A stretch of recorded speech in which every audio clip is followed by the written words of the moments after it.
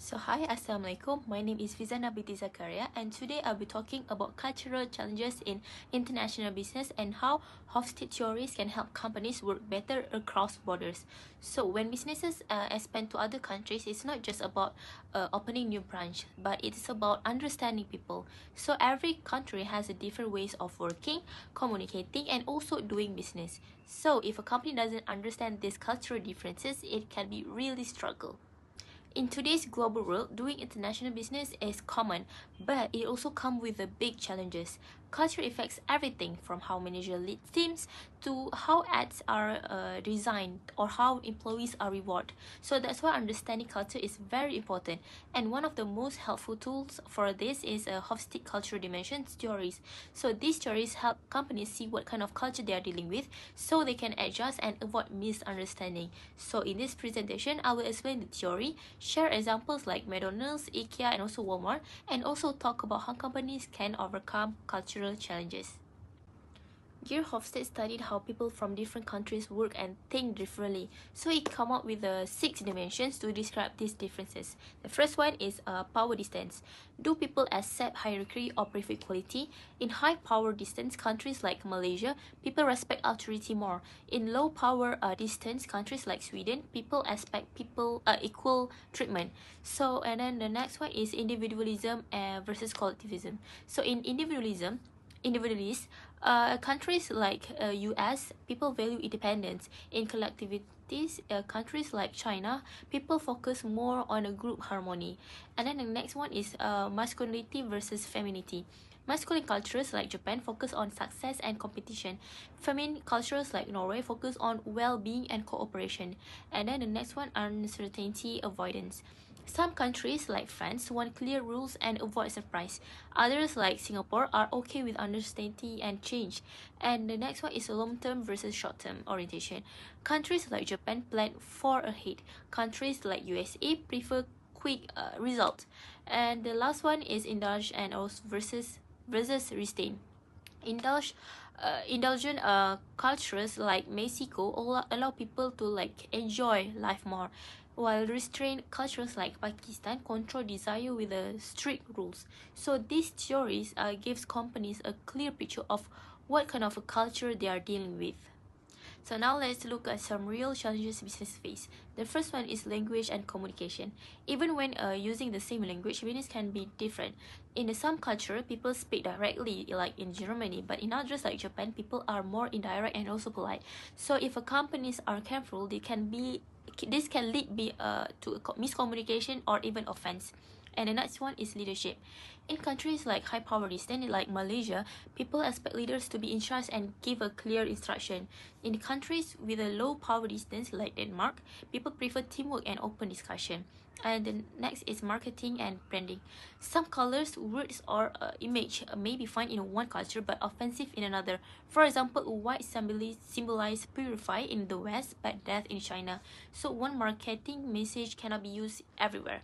And last one is human resource practice. In a collectivist culture like Indonesia, team success is more important than individual rewards. But in the individualist culture, people want to be recognized for their personal achievement. So now let's take a look for a real world example. The first one is McDonald's. So in India, McDonald's face a challenge because of many people don't eat beef or pork. So they removed this item and create a special menu with a chicken and vegetarian option. So this shows respect for local values and also religions. Meanwhile, in the US, McDonald's offers more custom and focus on individual choice like make it your way. So this example shows how McDonald's use Hofstede dimensions like collectivism and avoidance, so to adapt differently in each country. And then the next one is IKEA in Saudi Arabia. In Saudi Arabia, IKEA removed women from its catalog to follow local cultural norms. Saudi society in a more conservative with high power distance and masculinity.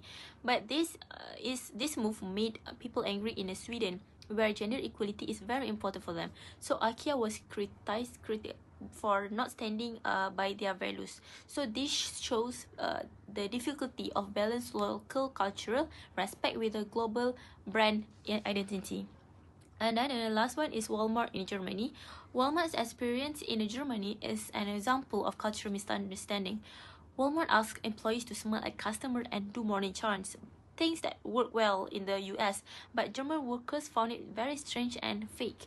So also Walmart's policy didn't match Germany's strong labor laws and support for workers' union.